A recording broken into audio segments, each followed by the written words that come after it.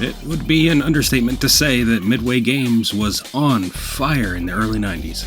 But among its many successes, Mortal Kombat reigned supreme, especially in the realm of merchandising. It's no surprise that Hollywood came knocking to make a deal and get in on that gravy train, and it caught the eye of some heavy hitters, primarily Larry Kasanoff, the co-founder of Lightstorm Entertainment alongside James Cameron, and therefore helped create action movie classics like Terminator 2 Judgment Day and True Lies. I'm not a terrorist. I got a little dick. It's pathetic. Kasanoff also produced A Gnome Named Norm and Ghoulies Go to College, but let's try not to hold that against him. What the hell is that thing? That is our humanities teacher. Let's try real hard. It's been said that Kasanoff first saw Mortal Kombat early on. I knew the people from Williams Valley Midway from Terminator 2. We did a Terminator 2 game with them. I learned about Mortal Kombat very early on and had a look at it before it came to the home market. What struck me about it as unique was not just that the video game is a great playing game, because it is. What struck me as unique about Mortal Kombat the video game was the story behind it. It's based on a universe of great characters who go through a fascinating journey. But he only truly saw Mortal Kombat's potential when the Terminator 2 game was finally surpassed as the most successful arcade game in 1993 by Mortal Kombat 2. The more we looked into the universe of Mortal Kombat, the more we realized how much of a story there was to tell. And so he acquired the film rights from Midway and founded a whole-ass company with the sole intention of producing a live-action Mortal Kombat movie as well as other media to promote the brand. And by 1995, things would hit a fever pitch in a massive multimedia marketing spectacle that was known as the Year of Mortal Kombat. 1995, the year of Mortal Kombat. But while Mortal Kombat may have been a fairly simple game to play, it wasn't an easy movie to make. Just because the games were popular, that didn't mean this wasn't a risk. And so the production was given a fairly low budget for a project so ambitious, ending up with around $21 million to work with. For context, even a grounded thriller like Seven had a budget of $33 million at that time. For a production that would need to be filmed on location, have to use cutting-edge special effects, and would require a top-tier stunt team to even hope to live up to fan expectations, well, let's just say things were tight. They offset this a bit by looking for a fledgling director who was eager to prove himself and willing to work for cheap, eventually hiring Paul W.S. Anderson, who would later become notorious to fans of Resident Evil. I used to play the arcade game in arcades in London. I came to LA and I thought, I really want to kind of try and stay in America and see if I can get a studio movie to do. And Mortal Kombat was going around. It wasn't a script yet, it was just an outline. I'm like, oh my God, Mortal Kombat, I'm there, I want to do that. There weren't a huge amount of directors really competing for it. I had to go and audition at New Line Studios several times and lie to them basically about my ability with visual effects.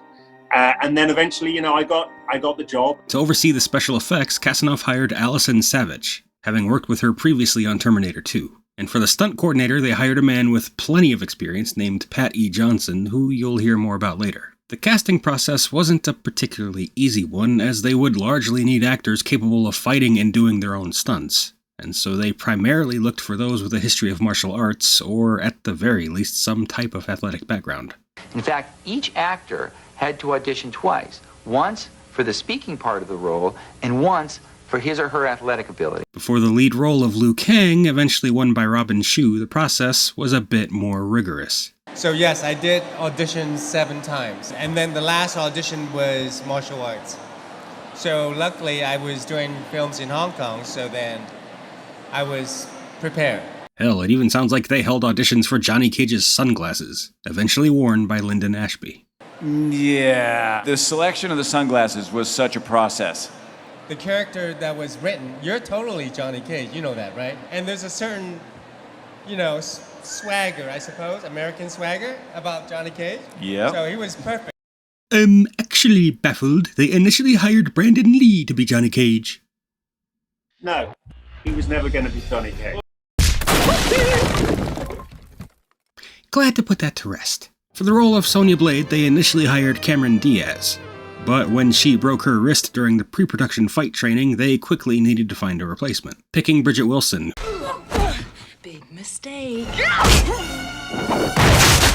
who also went on to star in 1995's Billy Madison. Threshold had offered the role of Lord Raiden to Zardoz star Sean Connery, hoping for a little bit of extra star power, but he was more focused on golfing at the time, or at least that's what he said. In his place, Connery's former Highlander co-star Christophe Lambert landed the role, and I like to think it's because he had prior experience working with lightning. To play Princess Katana, who, as written, would have to do very little fighting at all, they cast former model Talisa Soto, fresh off of filming Don Juan DeMarco alongside Johnny Depp. And finally, maybe most notably, Kiri Hiroyuki Tagawa was cast as the evil shapeshifter Shang Tsung. Tagawa had been acting for just over a decade at that point and had worked on projects like Star Trek The Next Generation, the James Bond movie License to Kill, and Showdown in Little Tokyo alongside Brandon Lee and Dolph Lundgren. Kari Tagawa was so absorbed in his role of Shang Tsung that local Thai children watching filming of the movie's opening scene became frightened and ran away. Your brother's soul is mine. You will be next.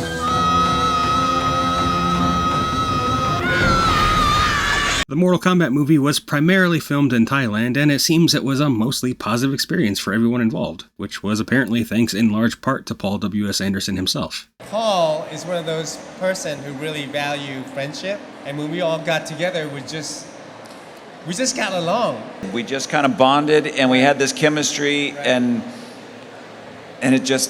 it worked. And we've been friends ever since. Yeah. Though he credits the friendly atmosphere to someone else. The biggest star in the movie was really Christophe Lambert, and he was such a nice, cool guy. That sets the tone for the movie set. You know, if the guy who's getting paid $1 million to be there is cool and is nice, then everyone tends to kind of fit into that mold as well. Some of the cast and crew, primarily Robin Shou, Lyndon Ashby, and Paul Anderson, remain friends to this day, but not all of them. Yeah, no, Bridget we don't see because she married Pete Sampras. And You know where. Oh, I did not know that. yes, she did. We're like, hey, Bridge, and she's like, hey. Yeah, she had upward mobility. One last aspect of the production that I feel is worth discussing is that after showing the first full edit at test screenings, it was decided that there just wasn't enough action to hold the general audience's attention. To remedy that, Anderson was allowed to do some reshoots to pump it up a little. While a fight between Scorpion and Johnny Cage existed in the initial edit, it was apparently underwhelming.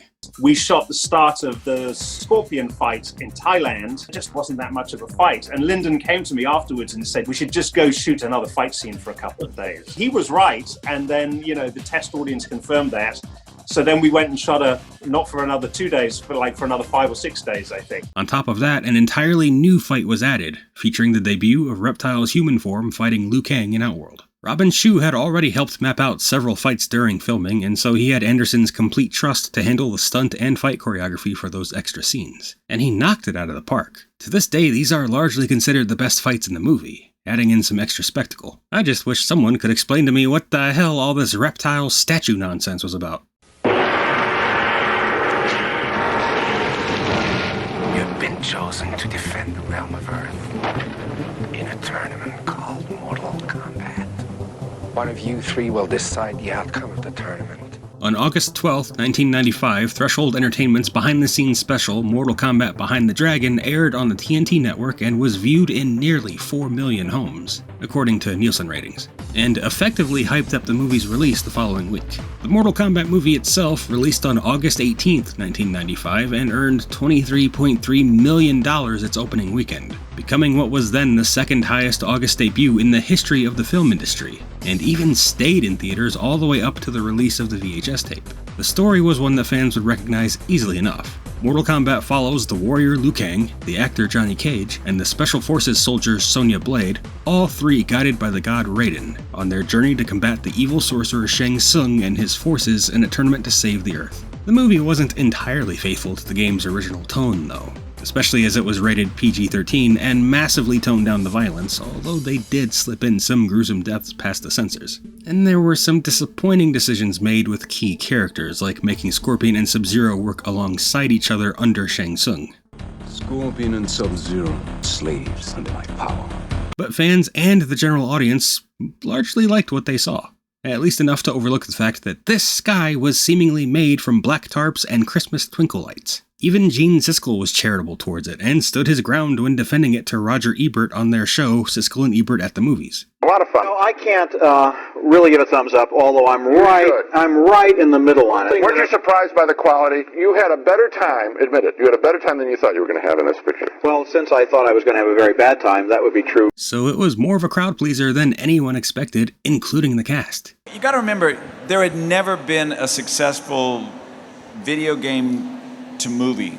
Mario Brothers, you had Double Dragon, you had Street Fighter, and they were all huge disasters. And so nobody thought that Mortal Kombat was going to do anything. They kind of thought, all right, well, it's this thing, and yeah, maybe it'll work, but we're not really counting on it. And there was a hunger for more. Luckily, Threshold saw this coming and had prepared a feckin' deluge of multimedia experiences and merchandise.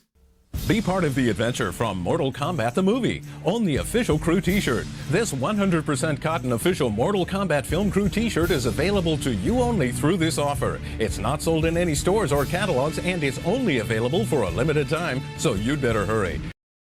On August 29th, 1995, they released a direct-to-video special titled Mortal Kombat The Journey Begins, featuring the same cast of characters seen in the movie. But what's it about? As the three chosen defenders of Earth travel to the Combat Island, Raiden teaches them how to be the masters of their destinies, how to overcome their foes, and how to control their powers. Liu Kang, Sonya Blade, and Johnny Cage must defeat Shang Tsung, Sub-Zero, Scorpion, and Goro if they are to survive this challenge to decide the fate of the Earth. And, it sucks, and was a woefully poorly done hybrid of CGI and 2D animation. And as you may be able to tell by the way Johnny Cage's hand clips through the boat, the quality and execution left a lot to be desired. Not to mention the fact that the computer-generated segments look even worse than the real adventures of Johnny Quest. The only real noteworthy thing about it, and believe me, I'm really stretching here, is that it featured digitized versions of the sets used in the movie. Still sucked though. Even so, there was no stopping the MK hype train, and The Journey Begins hit #1 on the Billboard KidVid sales and rental charts. Prepare yourself, the Combat Club is here. The Combat Club, the only place for exclusive Mortal Kombat stuff. Joining the club gets you the collector's issue phone card, a special edition of the Mortal Kombat Dragon Pin, plus awesome discounts, special offers, and advance notice of Mortal Kombat events. Just fill out the enclosed coupon. Mail it with... On September 14th, 1995, Threshold unleashed onto the world Mortal Kombat Live Tour, a martial arts stage show. You've played it. You've watched it. Now, live it. Mortal Kombat, the live tour, coming soon.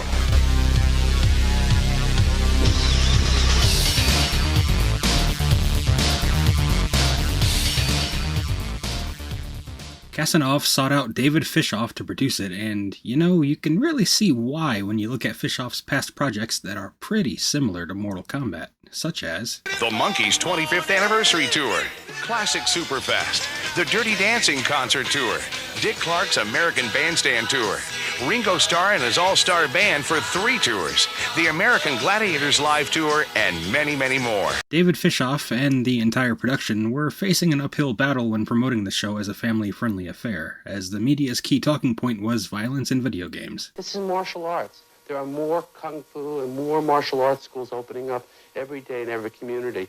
Martial arts is discipline. Forget the violence. The violence is in the game. We're not going to teach these kids violence. Show producer David Fishoff says critics are missing the point.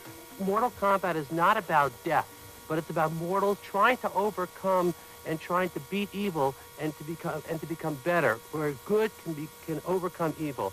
Bless his heart, he tried his best, didn't he? The production was hoping to put their best foot forward with this show, and so they hired a real heavy hitter to handle the fight choreography, Pat E. Johnson. Started my martial arts film career in 1972 with Bruce Lee in his hit film Enter the Dragon. Since that time, I have done all of the top grossing martial arts films ever done. Enter the Dragon, I did the Karate Kid series, there were 4 of those. I did the Ninja Turtle trilogy. I did the Mortal Kombat film, which I think is going to top all of the others. For the director, they hired Jeff Lee, whose name you may recognize if you've ever seen Disney stage shows like Tarzan, The Lion King, and The Little Mermaid.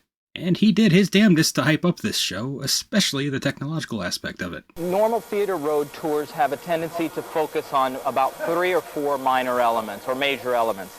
Music, dancing, dialogue, and singing, as far as the musical theater is concerned. Obviously, when you're limited to a straight play, you're talking about dialogue and the scenic element. Even though the Broadway theater has grown in size as far as the spectacle of the Broadway theater, it is not as all-encompassing of modern technology for entertainment's sake as, say, Las Vegas is, or Hollywood for that matter.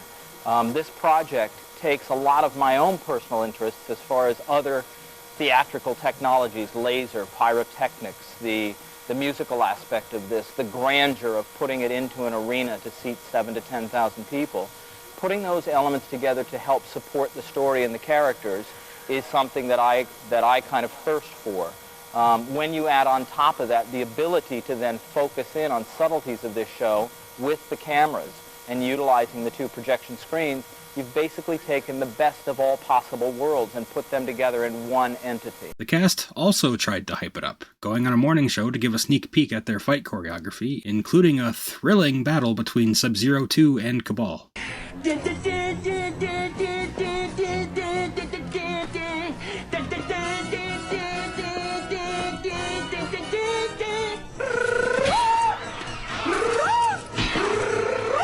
It's decent enough, at least until Cabal starts walking like a damn duck for absolutely no reason. Even Shang Tsung seems both disappointed and bemused. A lot of the promotion seemed to focus on assuring parents that the show was kid-friendly, emphasizing the difference between martial arts showcases and displays of violence. And Shang Tsung, of all people, repeated that here. And the video's already come under a little bit of criticism for some of the violence. This is a pretty wild act. Yes, it is. The show is based on a martial art aspect of the video game. The violence has always been around, but what martial arts and this show has to present is all positive messages. What sort of positive messages? It helps them to be able to overcome any obstacles which is in their life and to be able to attain goals. And the segment ended with an awkward interview, if that's what you want to call it. All right. Call Sonya Blade up. I'm glad you did. Maybe not. I don't know. Okay. Oh, you're going to hold on to the microphone here? Okay. Now, all I want you to do. I look at that is the ultimate six-pack of a stomach. That's like an 8-pack there. You're not even okay. Hey, Mark, I'm not asking you to look at her. Okay. Yeah. We'll be back with more right after this.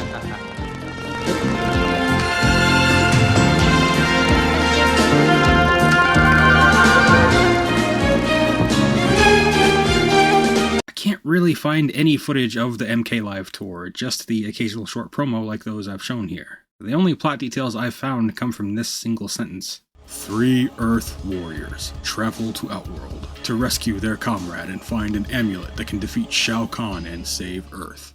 Frankly, the most interesting piece of info I stumbled upon was the fact that the woman who was cast as the second Katana was Lexi Alexander, who would one day go on to direct Green Street Hooligans. Come on then, dance for me, Yankee. And Punisher Warzone.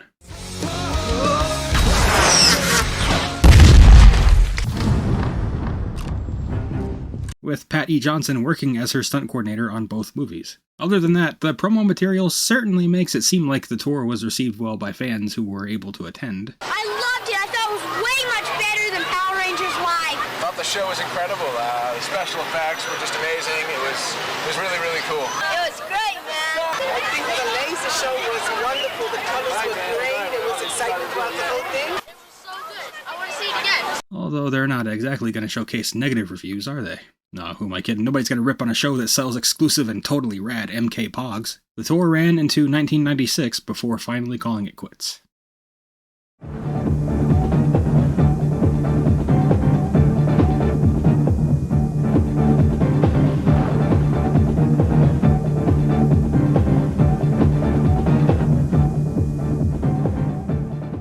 Thinking about it now, with all this marketing being directed towards kids, there's a particular piece of the merchandising that I didn't plan on talking about, but skipping over it would seem like a crime to some of you. By the time this major marketing push reached full steam ahead, the Mortal Kombat movie had its own toy line in stores, comprised of most of the main cast of characters. Prepare yourself for exciting new Mortal Kombat movie figure versions of Liu Kang, Johnny Cage, Raiden, Sub-Zero, Mortal Kombat action figures and movie action figures, each sold separately. Not that you'd necessarily be able to tell by looking at them, of course, but let's rewind a little. The first Mortal Kombat toys actually hit store shelves in 1994 after Hasbro, the makers of Transformers and G.I. Joe, secured the rights. It was the next logical step for them, as they had seen some success with their Street Fighter G.I. Joe toys the previous year. It's the most lethal G.I. Joe team yet. Capcom Street Fighter 2. No way! Wait! There's Guile, Ryu, Zangief, Blanca, and Dalcine. What's the Dawson? Oh, some with real ninja moves. Hey! My troopers got Street Fighters too. Vega, Sagat, Balrog, and me, El Bison. They look unbeatable. God! You know them, you love them. So correcto!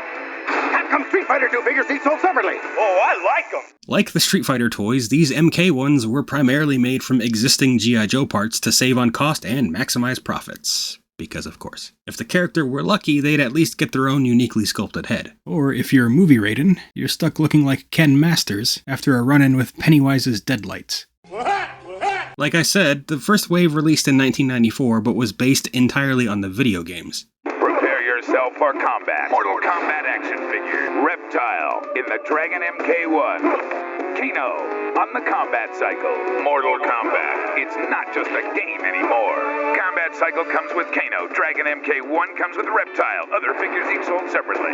The movie edition toys were mostly re-releases of that first wave, just molded in different colored plastic, painted differently, and or given a fuzzy robe to keep them warm in the winter months. Personally, I didn't really have very many of these, but that's okay because I did have the only one that actually mattered to me. The Dragon Mark I boat that included Reptile. See, Reptile has always been my favorite MK character, even though he's kinda treated like the red-headed stepchild of the series.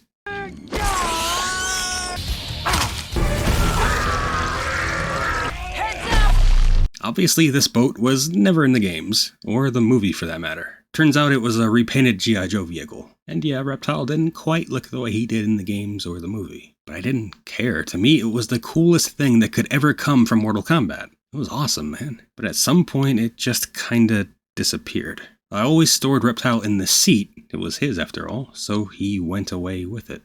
Always suspected one of my cousins stole it. Man, wish I still had that thing. Anywho,